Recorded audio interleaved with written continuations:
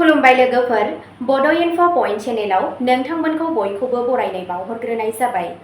आं दिनै नोंथांमोननि सिगाङाव राशि बादियै सानसेनि फानजामुथिखौ फरायथिनो लादों। आसा खालामो नोंथांमोना भिडिअखौ नायना मोजां मोनगोन।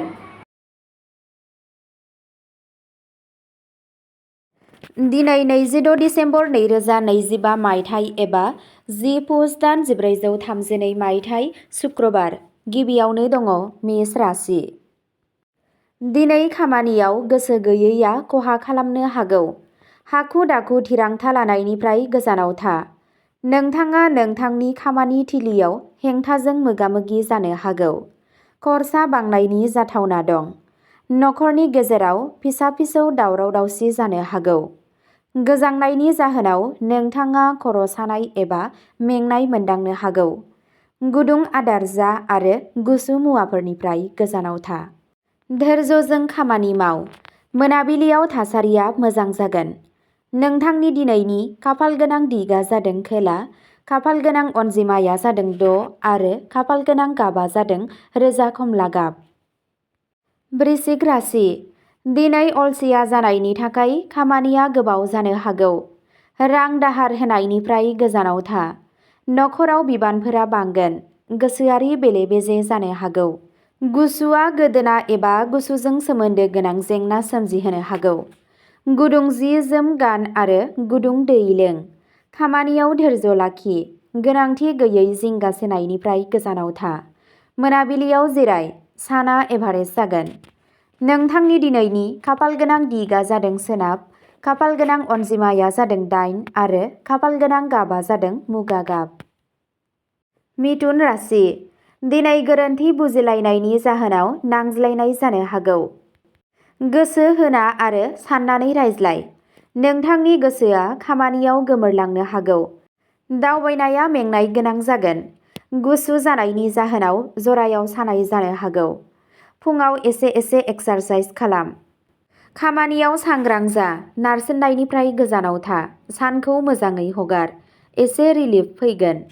नोंथांनि दिनैनि खाफालगोनां दिगा जादों साहा, खाफालगोनां अनजिमाया जादों 3 आरो खाफालगोनां गाबा जादों खमला गाब। कर्क राशि। दिनै गोसोआ गोहोम खोख्लैनो हागौ। नखरनि सोद्रोमाजों गोसो गोरोबलायनाया जाथावना। राङारि थिरांथाफोरखौ दोनथ'नाया साबसिन। नोंथाङा मेलेमारि मेंनाय मोनदांनो हागौ। गुसु जानायनि जाहोनाव सुस्ति जानायनि आसा दं। गुदुं गाइखेर एबा हार्बेल काढ़ा जायोब्ला मुलाम्फा जागोन। धैर्य लाखि। मोनाबिलियाव आरज गाब। नोंथाङा गोसोआव गोरलै मोनदांगोन। सानखौ सांग्रां जानानै हगार। नोंथांनि दिनैनि खाफालगोनां दिगा जादों सा-सानजा, खाफालगोनां अनजिमाया जादों 4 आरो खाफालगोनां गाबा जादों क्रिम गाब। सिंह राशि। दिनै अहंकारा खहा खालामनो हागौ। बैसोगोरा सुबुंफोरजों गोसो गोरोबलायनाय जानो हागौ। खरसाया हरखाब बांनो हागौ। सावस्रियाव खमायलांनो हागौ। गोजांनायनि जाहोनाव लोमजानाय एबा गुजुनाय जानो हागौ। गुदुं जि-जोम गाननाया गोनांथार। हाखु दाखुनिफ्राय गोजानाव था। मोनाबिलियाव जिराय। थासारिया लासै-लासै जौगागोन। नोंथांनि दिनैनि खाफालगोनां दिगा जादों खोला-सानजा, खाफालगोनां अनजिमाया जादों 2 आरो खाफालगोनां गाबा जादों गोमो गाब। कन्या राशि। दिनै खामानिनि नारसिननाया बांसिन जागोन। मोनसे फिसा गोरोन्थियाबो गोब्राब फिनजाथाय जानो हागौ। साननानै रां खरसा खालाम। गोसोआरि नारसिनथाय जानो हागौ। गुसु बोथोरा बिगुरनि जेंना सोमजिहोनो हागौ। सिदोब जायगाफोरनिफ्राय गोजानाव था। गावनि सावस्रिखौ जोथोन ला। लासै-लासै खामानि माव। धैर्य लाखिनाया गोनांथार। साना सरासनस्रा जागोन। नोंथांनि दिनैनि खाफालगोनां दिगा जादों सोनाब, खाफालगोनां अनजिमाया जादों 9 आरो खाफालगोनां गाबा जादों गोथां गाब। तुला राशि। दिनै थिरांथा लानायाव गोनो गोथो जानो हागौ। सोरखौबा बांद्राय फोथायनाया खहा जानो हागौ। जुलियारि जिउआव स्ट्रेस जानो हागौ। खरसाया बांनो हागौ। गुसु बोथोरा बिखुं सानायनि जाहोन जानो हागौ। गुदुं सेबखांनाया मुलाम्फा गोनां जागोन।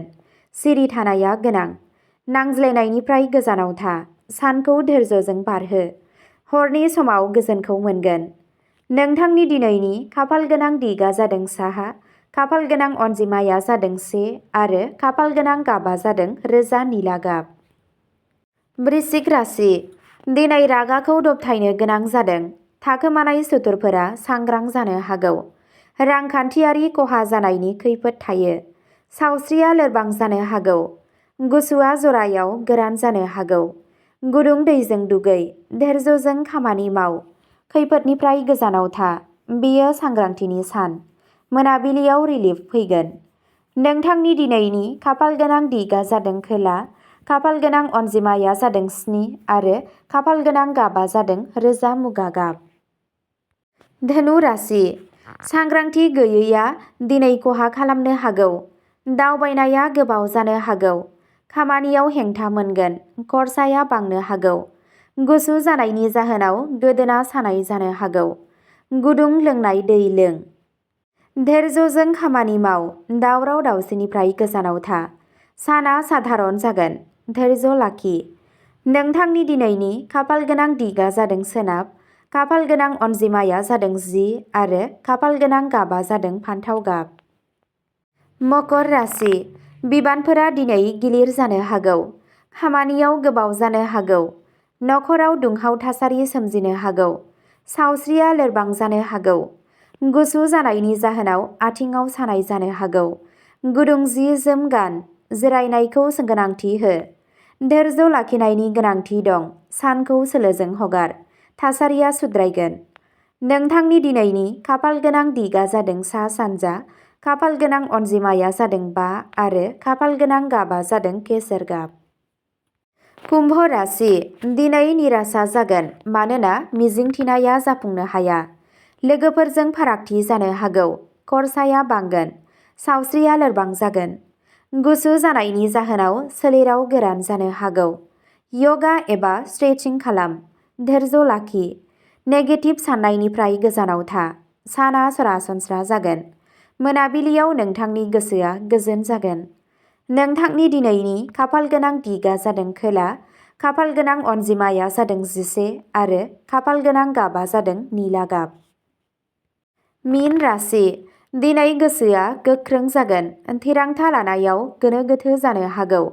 रांखान्थियारि जेंनाया थाबाय थानो हागौ। सावस्रिया एसे लोरबां जानो हागौ। गुसुआ गुजुनाय एबा गगा मोननाय जानो हागौ। गुदुं हार्बेल कारआ मुलाम्फा गोनां जागोन। खामानिजों सहायनाय था। हारसिं थानायनिफ्राय गोजानाव था। सानखौ सिरि लाखि। हरसे रिलिफ फैगोन। नोंथांनि दिनैनि खाफाल गोनां दिगा जादों सोनाब, खाफाल गोनां अनजिमाया जादों 6 आरो खाफाल गोनां गाबा जादों रेजें निला गाब। अब्ला दिनैनि राशि फरायथिनाया एसेनोसै। गोजोन्थों।